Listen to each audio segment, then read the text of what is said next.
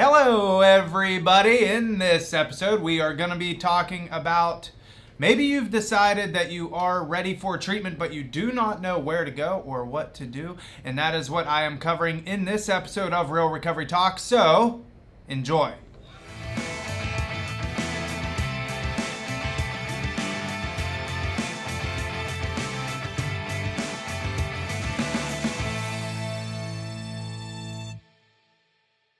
Here we are, Real Recovery Talk. I am your host, Tom Conrad, and you could be watching me on YouTube or listening via the podcast. Either way, some good content for you today. If you are listening, please subscribe, share this episode, and if you are watching, just hit that subscribe button and leave a comment.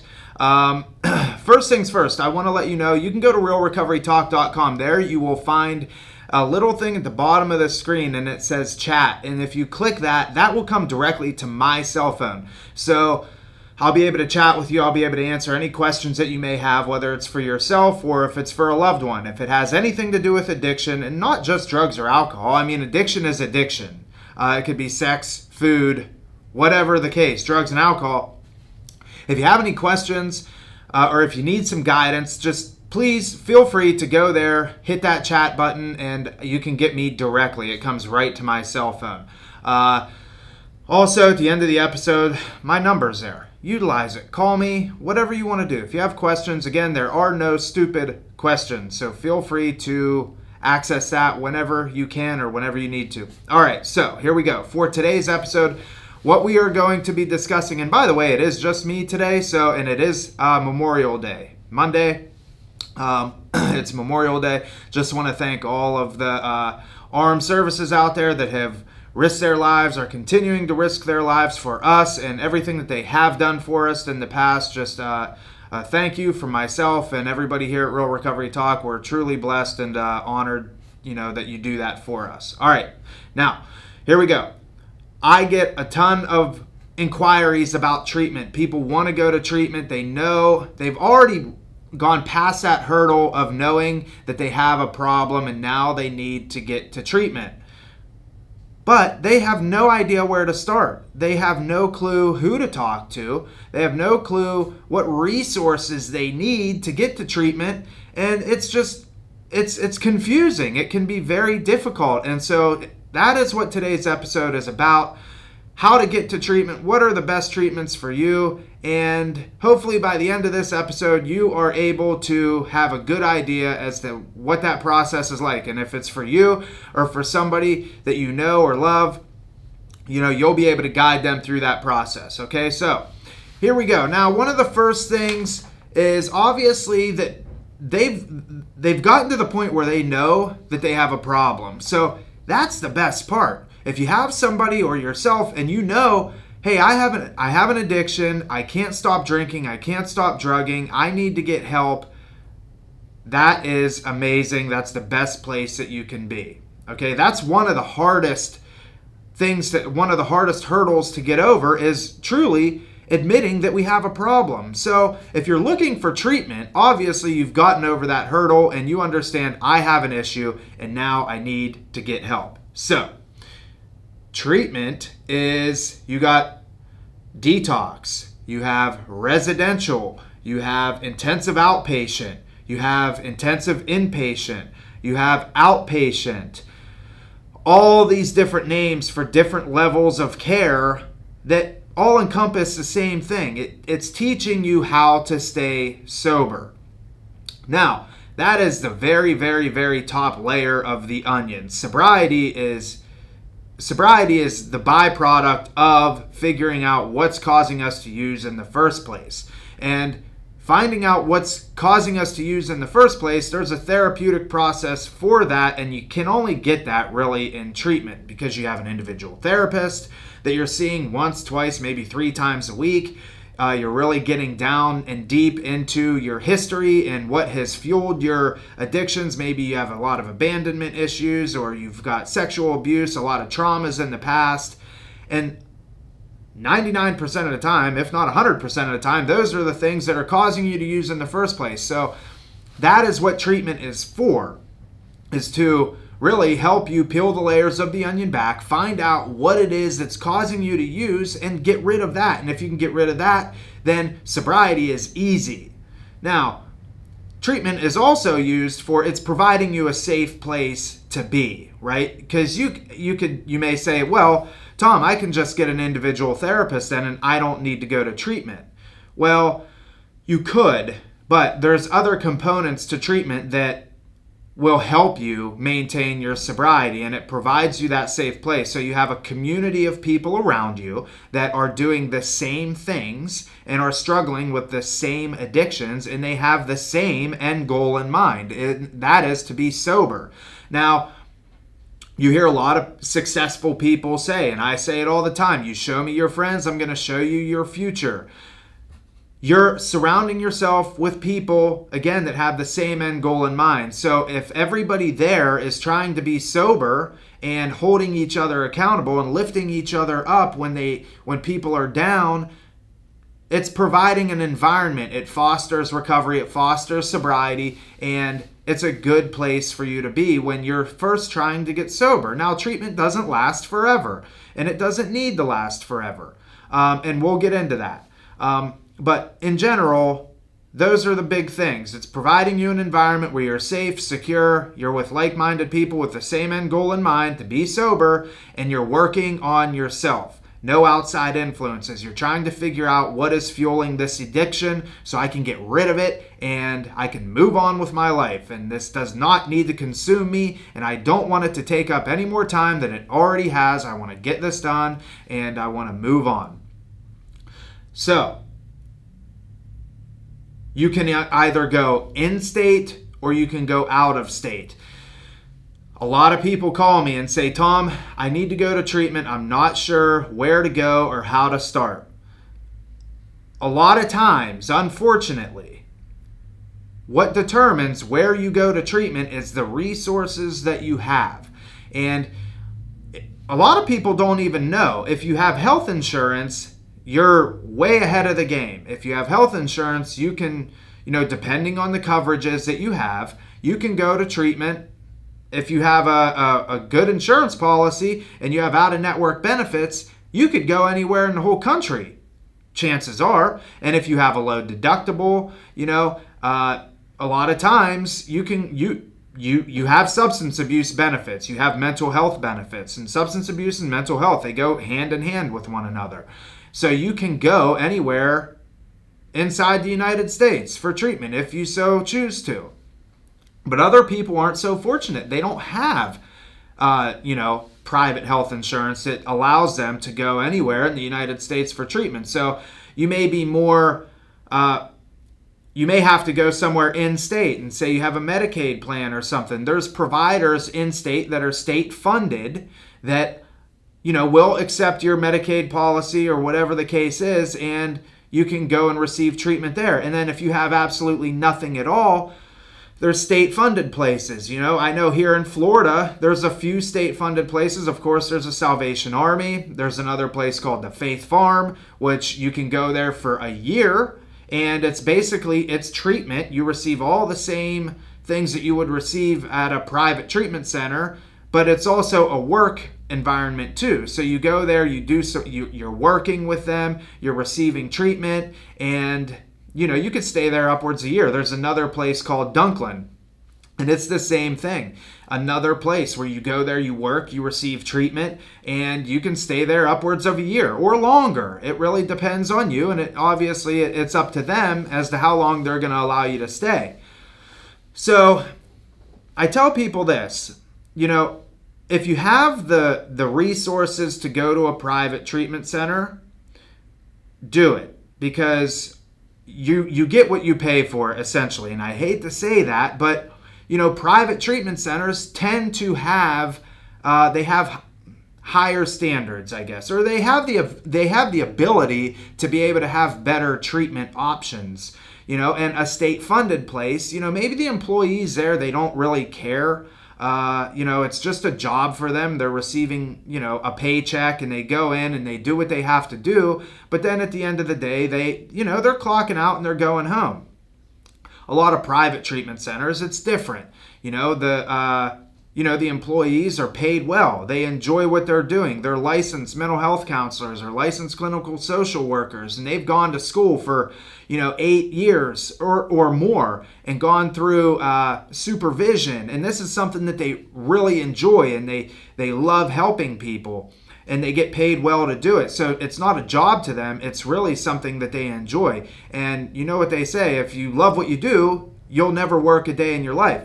And that's the case with a lot of, private treatment centers. The therapists there love being there. If the staff members get paid well and they enjoy going to work, it's a trickle effect. So if you have the resources to be able to go to a private treatment center, most definitely utilize those. But if you don't have the resources, state-funded place is going to do the job.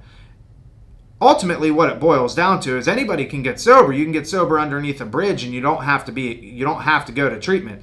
It lies within the person. If you want help, you're going to get help one way or another. If you're beat down enough, you're going to get the help that you need, whether it's at a private treatment center or underneath a bridge somewhere. If you're done, you're done.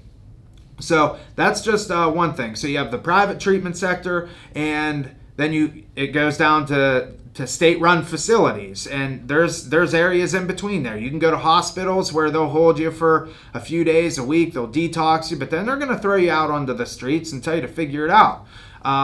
That's always an option for you. So those are just a couple of things to think about. Now, if you're going out of town, say you have the resources and you're able to, say, go to a private treatment center, there's some things to look at. Just because it's a private treatment center does not mean that it's a good place. Now, I always tell people, you can talk to the treatment center, you can interview them just like they're interviewing for a job. So have a list of questions that you want to ask that treatment center. So you may call in and you're calling a call center and you get somebody on the other end of the line. And one of the first things about sales is you have to know your product.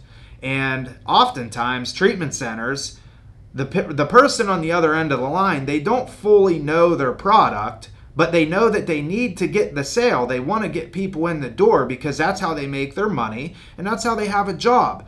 So you could call a center and say, hey, tell me a little bit about yourself. And next thing you know, there's a 5-star chef on 24/7.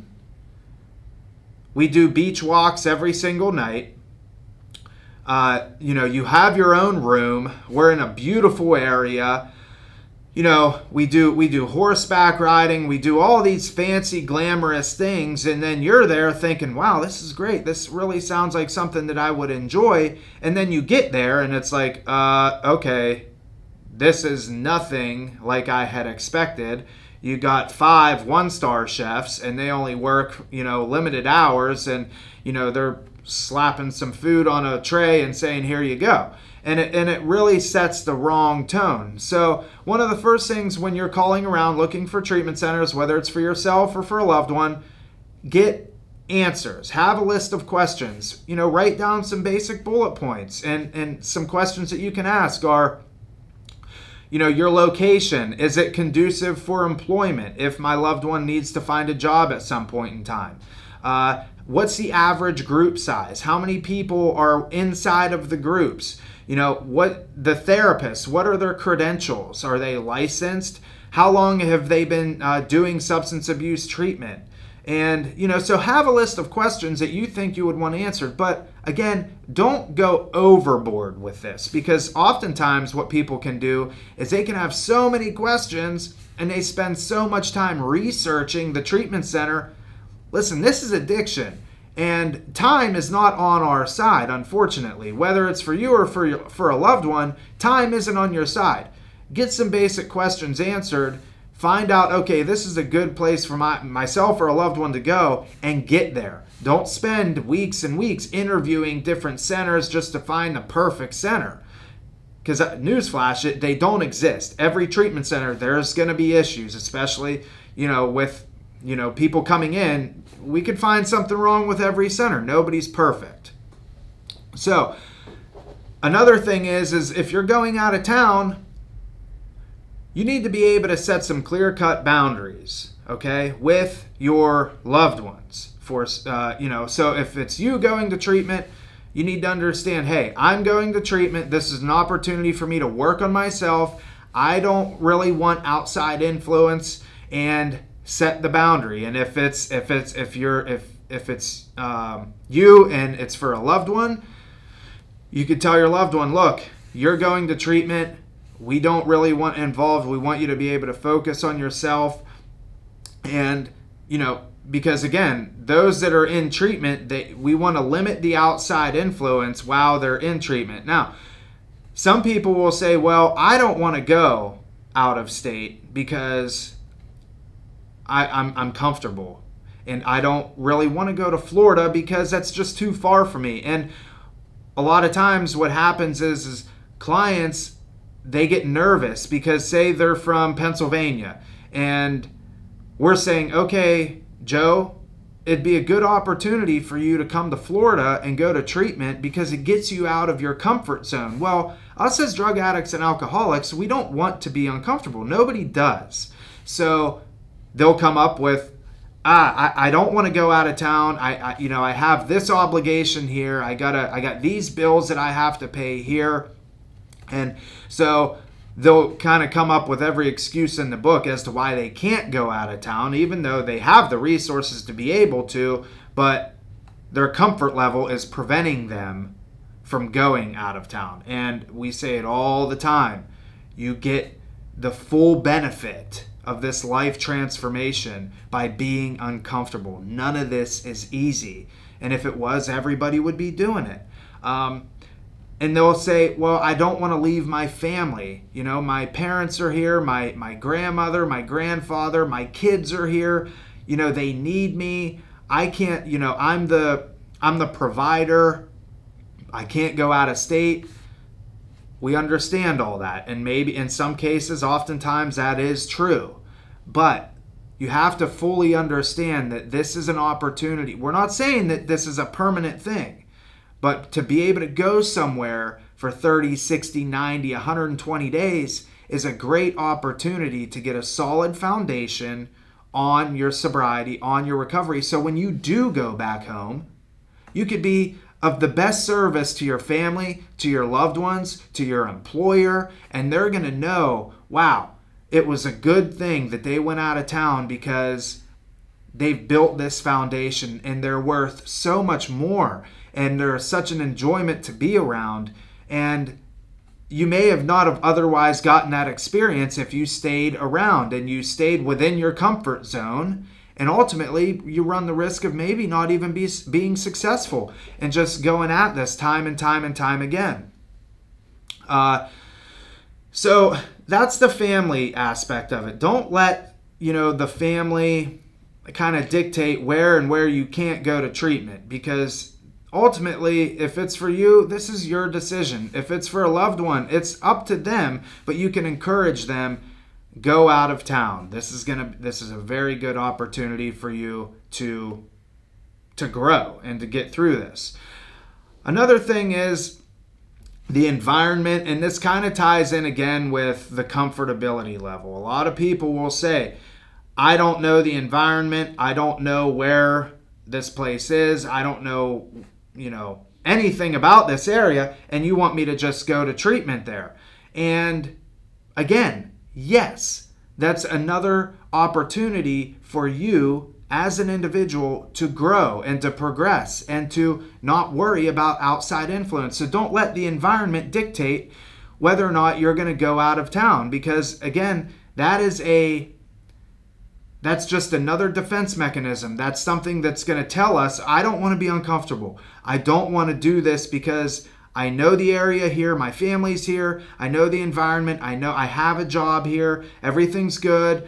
And it can prevent you from going out of town or having that geographical change. So don't let the environment, in that comfortability level deter you from going out of town. Okay? One of the other things, as far as local rehab centers, the pros to the local rehab centers are that maybe you don't have the ability to go out of town. You don't have the health insurance. You don't have the funds to be able to pay for it.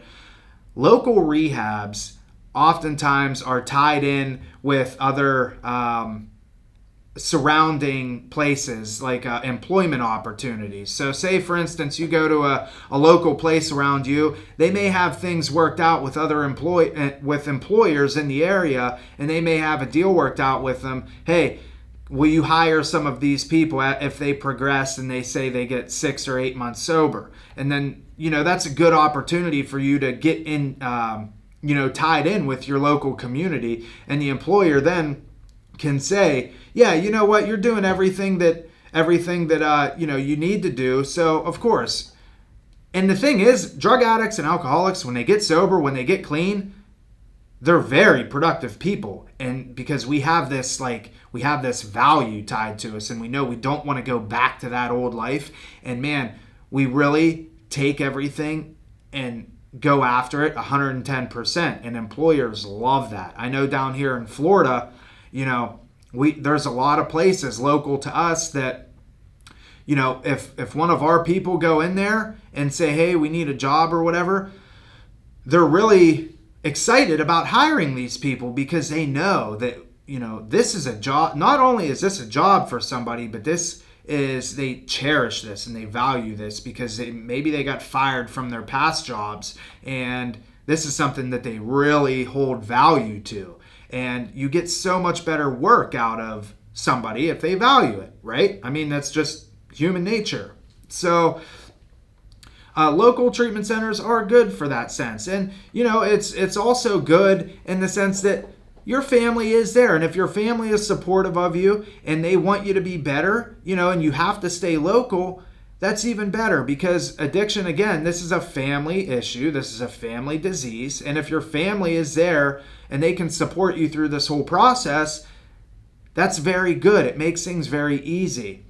Now, again, going out of town is going to be, I think, in my opinion, one of the best options, because it just allows you to focus on yourself, in its entirety. You really have no outside influences. Some of the cons, as far as staying local for treatment, you're in your comfort zone. These are your stomping grounds. You know where you can get drugs. You know how to get drugs. You know who to talk to. You know all the local bars. This is just something that you've grown accustomed to over the years, and to stay in those and stay in that environment and to think that you're going to be successful, the cards are stacked against you. They really are. Whether you're in a private center or you're at a state-run facility, the cards will be stacked against you. So those are just a couple of things there that you can take into consideration.